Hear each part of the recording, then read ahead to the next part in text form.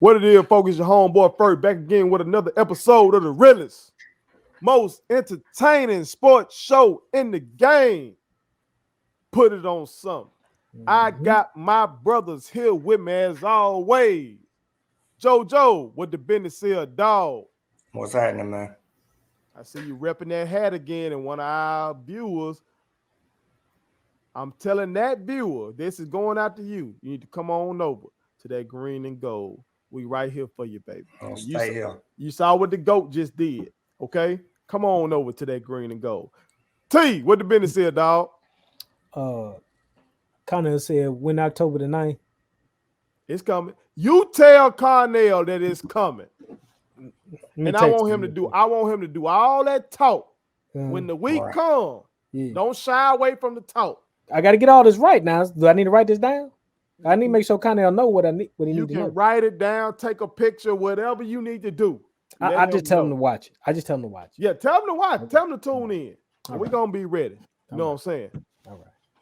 But, America, I got to tell you, this is sponsored by Statement Tees. That Statement Tees, every t-shirt you wear makes a statement.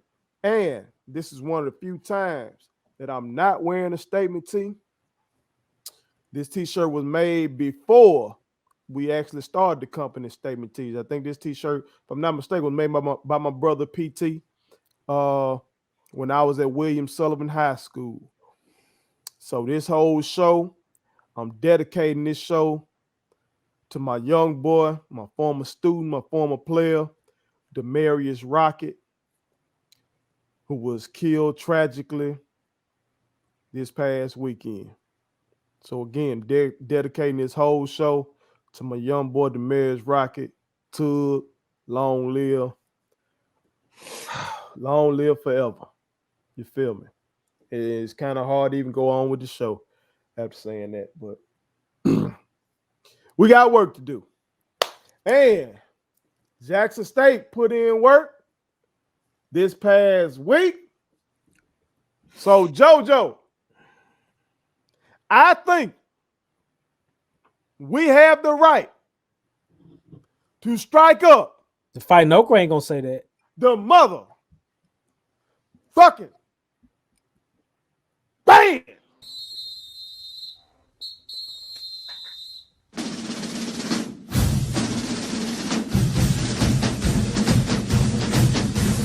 Let's go. Let's go. Yeah. We hold down. They're striking up the band. So go ahead. The final score was closer than we predicted. They're striking up the band. I know. But that's just because of a couple of brains. They tripping.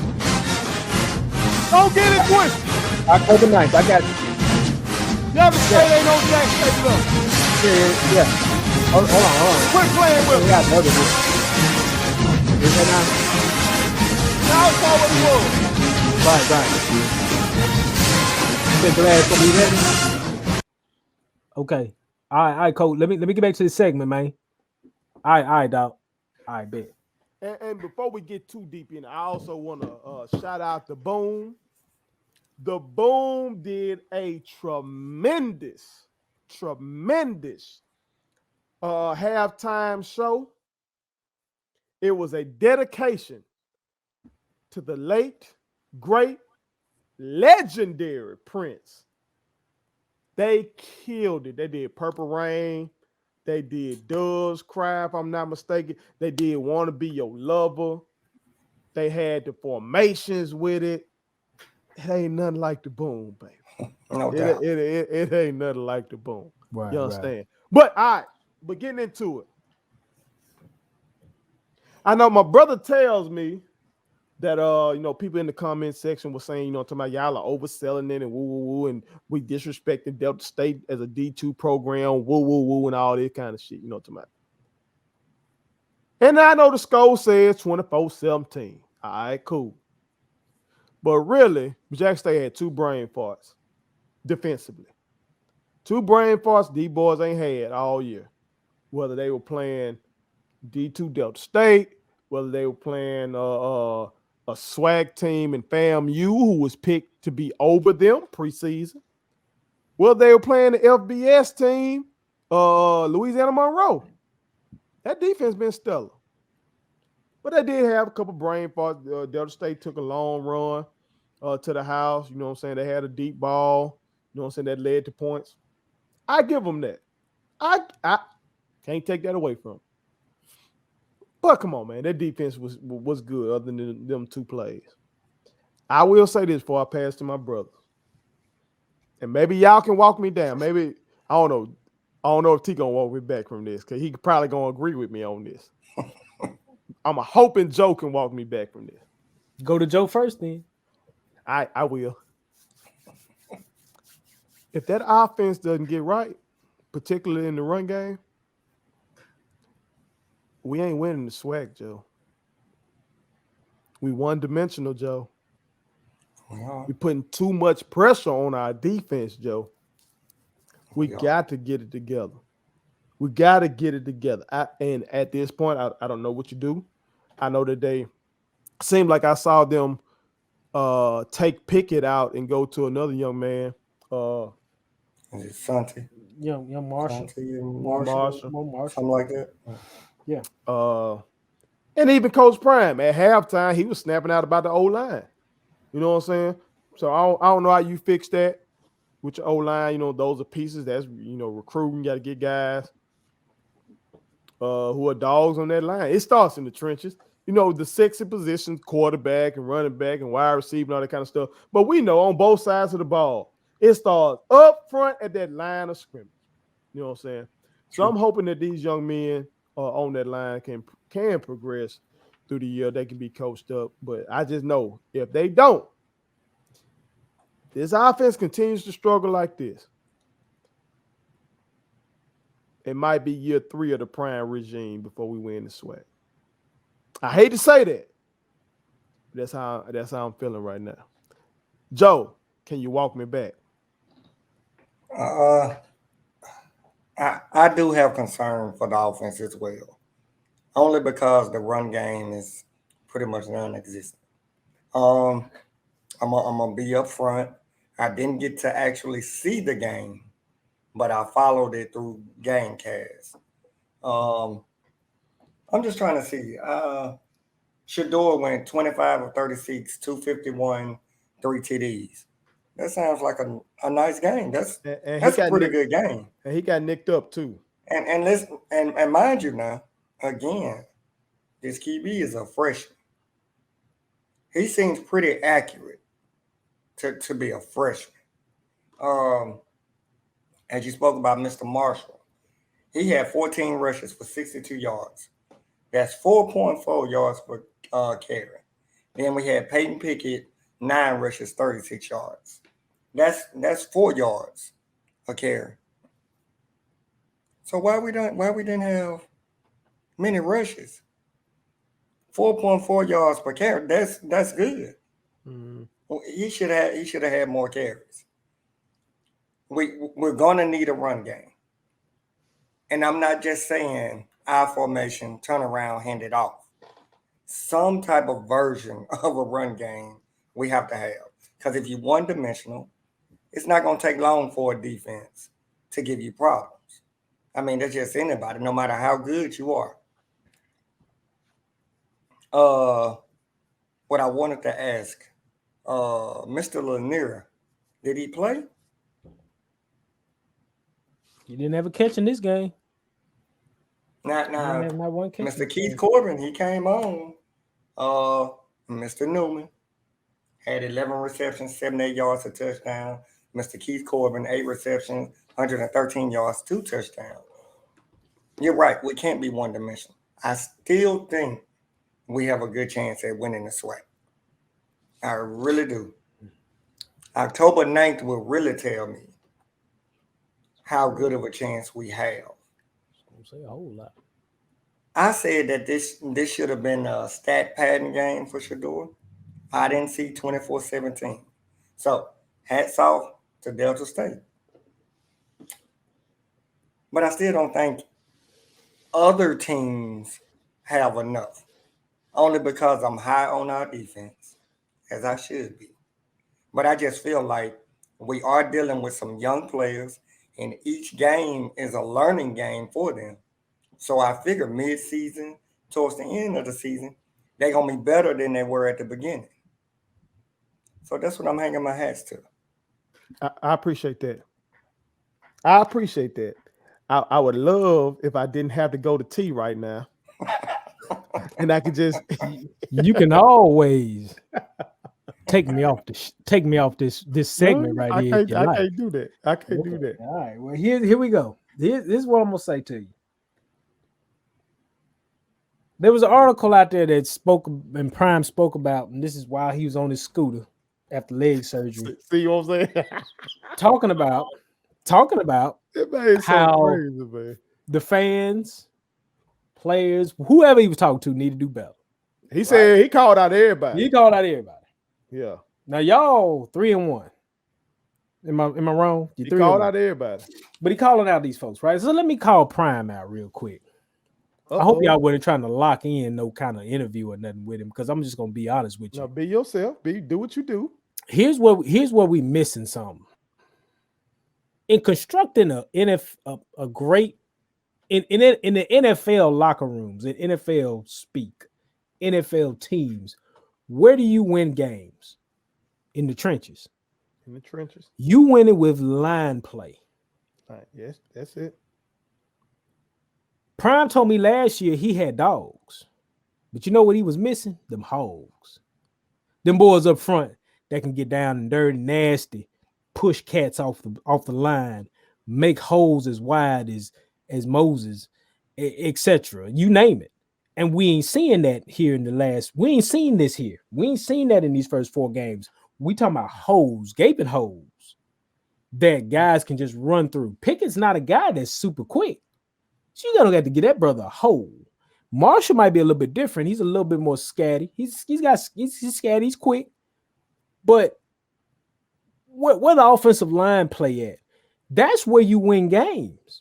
Mm-hmm. That's those things where, okay, when Shadur runs it up and it's 24-7 or whatever the score was, I can't remember what the score was early on. But when you're up like that, you can turn to that run game and say, seal up the clock. Mm-hmm. Put the clock in the Ziploc bag and let's keep it moving.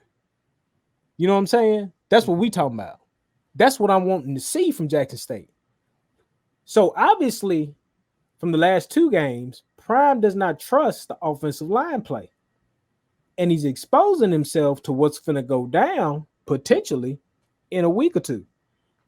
You gotta do something different.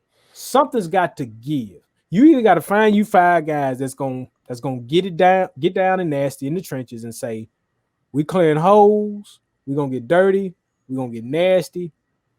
Pickett, Marshall, run the rock. Because when I look over here at this score, at the stat line for that game, anytime you got a guy like you got Shadur, and I'm just gonna go from the bottom to the top. Okay.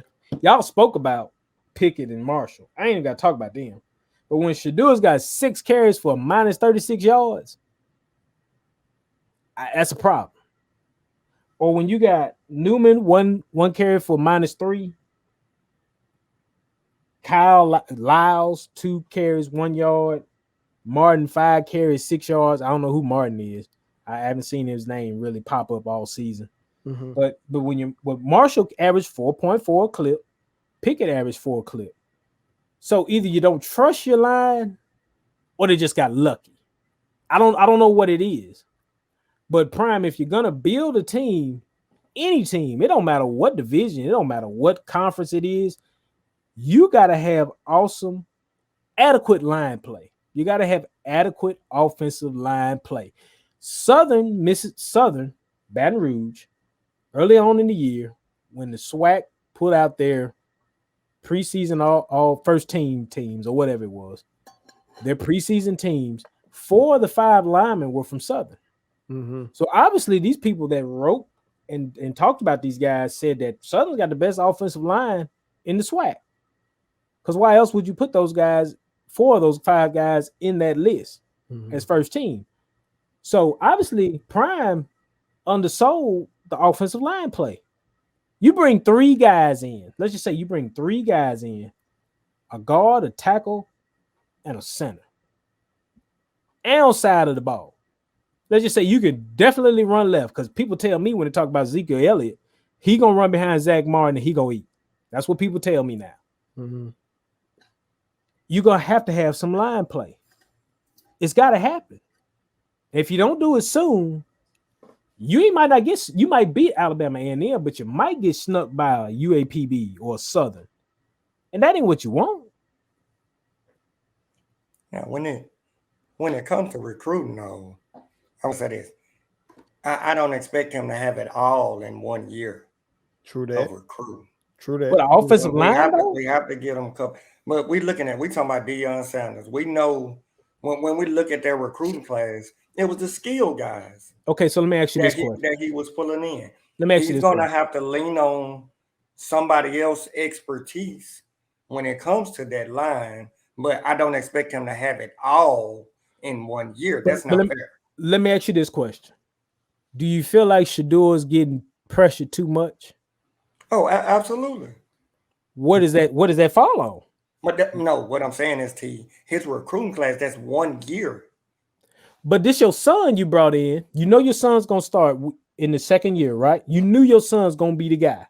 Mm-hmm. Why in them 2 years of classes or 1 year, whatever, you don't have some sort of decent interior to protect? Here's what I'm saying. When it comes to recruiting, Deion can want the best line. That don't mean that line is picking Jackson State to go to. No disagree. No disagree.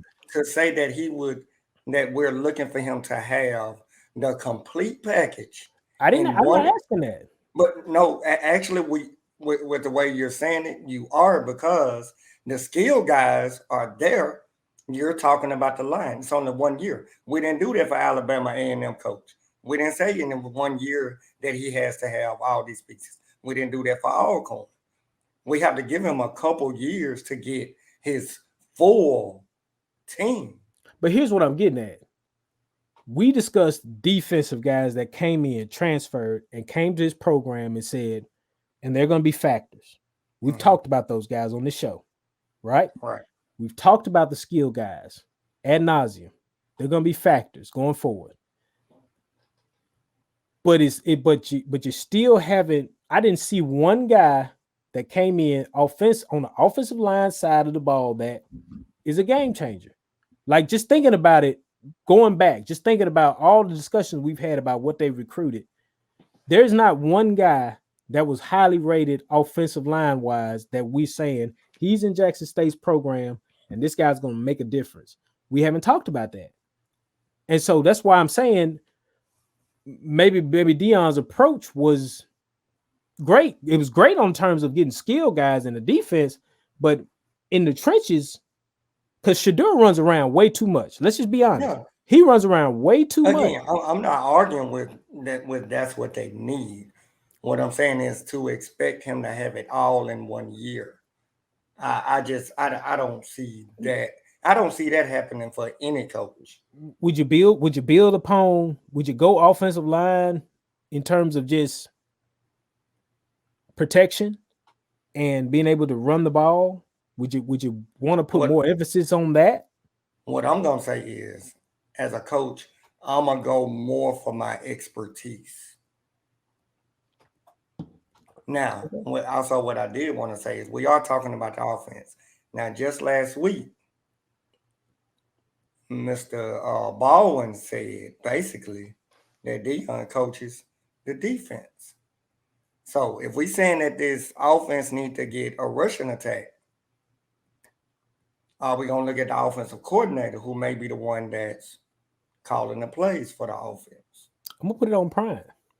Now, ultimately, it's going to be Prime because he's the head coach. But I'm just saying, if we take Mr. Baldwin at his word and say that that's true, then we have to look at the coordinator who may be the one that's calling the plays. I don't know that to be the case. I don't know who calling the plays. But I'm just saying, Mr. Baldwin said Deion focuses on defense. Okay. All right. I had to do some deep diving on this, But what I'm looking at right now shows that we did bring in a couple 3-stars on the offensive line. Offensive tackle, young brother Javante Gardner coming out of Orlando, Florida. Also, young brother Charles Armstrong coming out of Florida as well. Okay. So those were 2 good guys coming in. But again, freshmen. Like I said, again, preseason, I said the offense is young. The studs on offense, young. The studs on defense, veterans. Mm-hmm. Mr. Miller, Hamp, Mr. Houston, Shiloh young. But Shiloh got some dog to him. You know what I'm saying? He does. Hey, Shiloh got some dog to him. So Now Corbin and Newman will be gone next year, right? They're both seniors. and I'm gonna miss Newman. I know it. I love Newman. I love So- Newman, So dog. Corbin and Newman gonna be gone, so it's gonna be a different. And that's fine. I hope Newman gets a shot. You know what I'm saying? But we're gonna have Quay Davis to finally play too next year. You know what I'm saying? But I'm looking at this year, and what my prognostication was, we can go ahead and win the SWAC this year. If they don't get some going in the run game, I'll be worried about that. Preseason. That's what you said. Preseason, that's what I said. I put it on something. Preseason, I said, and I think the defense has been holding me down on that. They've been showing that they're gonna do what they do. Again, they've had 2 brain farts all season. Both were in this one game against Delta State. That you can't give up that long run. They had another kid get ejected for targeting. I don't know if that played a role in allowing that long run. You know what I'm saying? Maybe that kid would have filled that gap. I don't know. You know what I'm saying? The coaches, you know what I'm saying? They watched the all 22 and figured that out from tape. All I know is the defense been playing well. The offense, we've been saying for 4 weeks now, Joe. What we've been saying? Where's the run game? Where's the run game? Because I would love to see Shador be able to play action and, you know what I'm saying, do something. Because the man been throwing the ball. He accurate. And now that his shoulder dinged up, left shoulder, you know what I'm saying? Whew. I don't know. The bye week came at a great time. Right. I'm hoping that they are ready to roll for Alabama A&M. Which I'm told by my cousin is a homecoming game. That what my cousin told me. He said that's homecoming. I'm like, wow. He texts me talking about, hey, man. He texts me. He said, "Hey man, what's your boy Maynard doing scheduling JSU for homecoming?" I said, "Hey man, you know how Maynard do." Ooh, this man so disrespectful, Joe. You know how Maynard do. This That's all I man can say, so bro. disrespectful. That's all I can say. Look, bro. If JSU, I'm gonna go ahead and tell you right now. Okay. And I gotta say this. Okay. Yeah, that's what it says. If JSU It says it's homecoming. stomp a mud hole in these boys, I'm just gonna say, any Alabama A&M fan, they are not gonna watch. They are not gonna want to watch that segment that we put out, because I'm gonna be insufferable. I'm telling you, I am gonna be insufferable. You just don't. You know what? Man, oh boy, That man said when that man say, you know what, you know it's real. That man, that's something else, bro. That man need he need a 30 for 30 his damn self. That man, that's something else, bro. He sure put it out. It's on the website. It's on the website. Jack State, y'all young boys, y'all get ready, man. Y'all take y'all ice bath, do your work, do your class work. Hold on, wait a minute. Take your ice bath, get stretched, get your massage, do whatever you need to do. Be ready to roll, man. Whoa, wait. I know how we look at homecoming. Man, I ain't sleep. Alabama, they want that extra money too. Homecoming and you playing JSU. It's prime time coming to your. Man, they want that extra money. He want the stadium packed too. He want that extra money too. He wanted the stadium packed It's too. called Okay, marketing. You gotta It's send them called home. Marketing. You gotta send them home sad. You We gonna ain't talk about- fooling me. We'll do the Hold on, preview wait, next wait, week. hold up. I got text. We'll do the Hold on. preview next week. Mr. Manor, you ain't fooling me. Yeah, Oh boy. yeah. They hot. I just text them said they hot with you. America, y'all chime in and tell us what y'all thought about Jack State versus Delta State. Put it on something. My kids wanted me to tell y'all to make sure you subscribe to my YouTube channel, follow me across all social media platforms, like the videos, and share them. Did I forget anything?